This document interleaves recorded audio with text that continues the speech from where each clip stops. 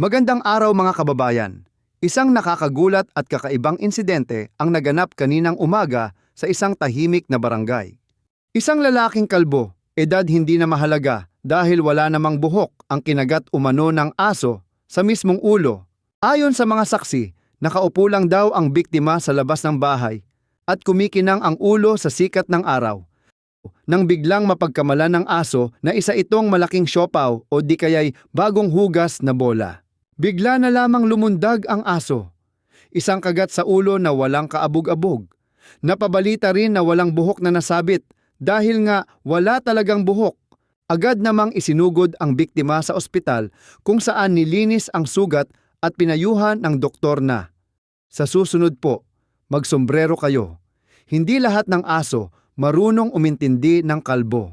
At yan ang pinakabagong balita kung saan walang buhok pero may kagat. Ako po ang inyong tagapagbalita, nagpapaalala na hindi lahat ng ulo ay ligtas sa aso.